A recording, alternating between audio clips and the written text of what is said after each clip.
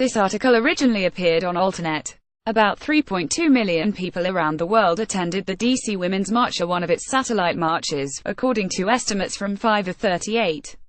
There are 4,000 and counting chapters of Indivisible.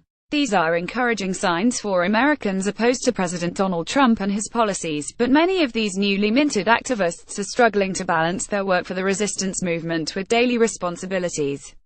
Can these newcomers sustain their energy, continue showing up to protests and meetings, and calling and visiting the legislatures months and years into the Trump administration? With help from Rapid Resist, they just might, all while decreasing the burden on seasoned organizers. Rapid Resist is a peer-to-peer texting tool that helps organizers increase attendance at a participation in a variety of resistance-related events and actions, simply by sending text messages. Using Hustle, a text distribution tool, Rapid Resist volunteers write scripts, upload phone numbers, and get to work recruiting participants for protests, phone banks, and other political actions.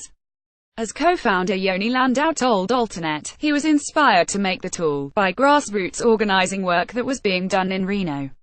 We'd all knocked during GOTV Get Out the Vote at weekly motels to turn people out to vote, but also to connect them to local organizing that was building power for folks on the front lines.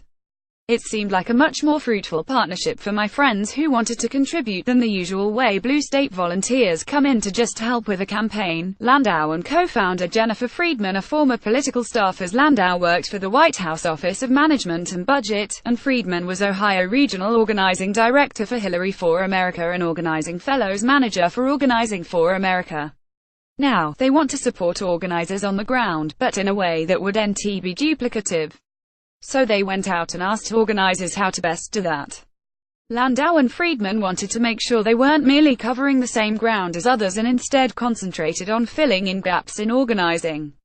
They interviewed more than 20 activist leaders, including those at Indivisible groups, to determine what they were missing, what they needed help with to create sustainable groups and effective actions.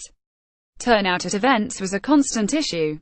They say Rapid Resist was created to cut through the communications clutter to let folks know about critical events, and do so without adding anything to local organizers' plates. The tool was piloted during a fundraiser for Nevada Senator Dean Heller, who was wavering on whether to vote for or against the latest Republican healthcare bill.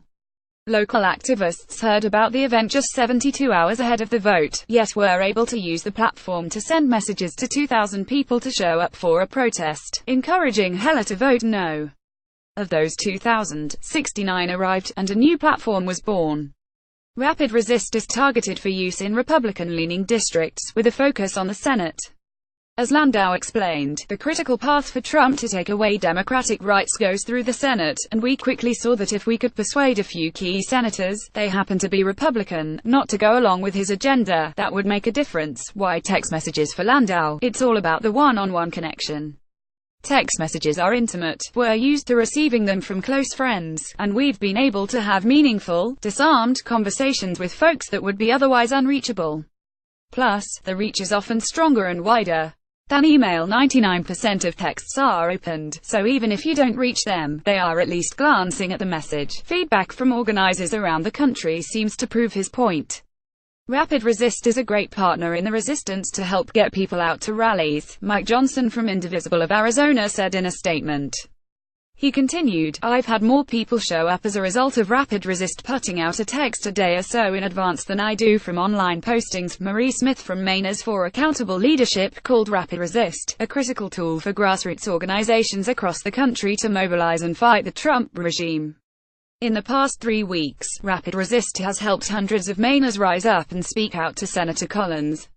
As Collins is a key vote on healthcare and a senior Intelligence Committee member, Rapid Resist's work is helping defend democracy, following a push from many activism groups, and after the above statements were made by Johnson, Indivisible of Arizona, and Smith, Mainers for Accountable Leadership, Maine Senator Susan Collins and Arizona Senator John McCain, both Republicans, voted no on the most recent skinny repeal of the Affordable Care Act.